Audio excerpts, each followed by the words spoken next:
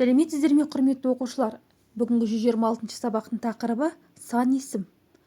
Сабағымызды бастамастан бұрын менің YouTube арнама жазыла кетуді ұмытпаңыздар.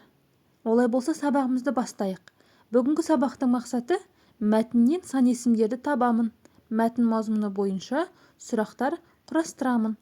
23-ші жаттығу. Мәтінді түсініп оқы. Сәлем, Азат. Сәлем, Самал. Азат, сен қаламыздағы салынған метроны көрдің бе? Я, көрдім. Маған метроны айт. Метро 11 бекеттен тұрады екен. Оның 5-еуі тереңде орналасқан. Пойыздар әр 7 минут сайын жүреді. Пойыздың іші таза, әрі жайлы. Рахмет, Азат. Мені қызықтырып қойдың. Мен де міндетті түрде барып көремін. Мәтін мазмұны бойынша бір-біріңе сұрақ қойыңдар. Мәтіннен сан есімдерді тап, оларға сұрақ қой. Мәтіндегі сан есімдер 11, 5-еуі, 7 деген сан есімдер. Олар қанша, қаншасы деген сұрақтарға жауап береді. 24-ші жаттығуға назар аударайық. Өлеңнің алғашқы 4 жолын көшіріп жаз, сан есімдердің астын сыз. Бір топ бала туғаннан 15 балық ұстадық.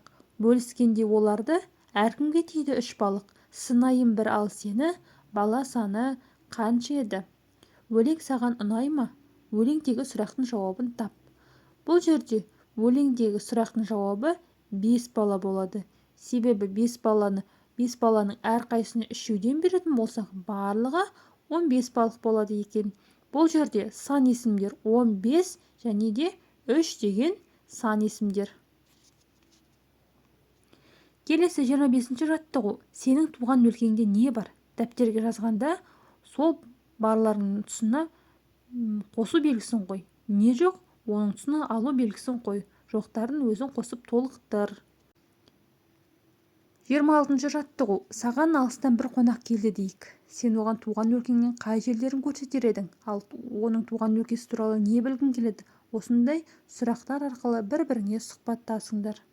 Өзің көрсеткің келетін жерлерді ата. Мысалы, кітапхана, музей, мектеп, саябақ, тағы басқа. Яғни өзіңнің туған жеріңде көрсеткің келетін жерлерді.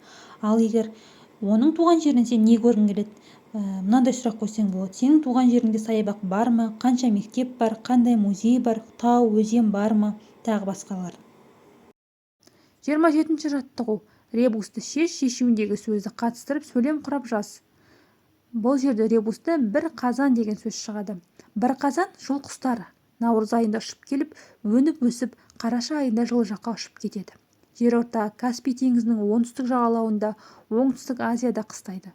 Судың тереңірек жеріне салған көлемді ұяларына 1-5 жұмыртқа салып, оны қораз мен мекиені жұптасып басып, 35 күнде балапандарын өргізеді.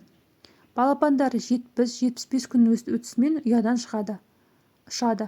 Бір қазан 3-4 жасында жұмыртқалай бастайды. Олар саны аз құс болғандықтан Қорғалжын қорығы мен Наурызым қорығында және Сарықопа, Торғай қорықшыларында қорғауға алынып, халықаралық табиғат қорғау одағының және ұлттық қызыл кітапқа 1996 жылы енгізілген.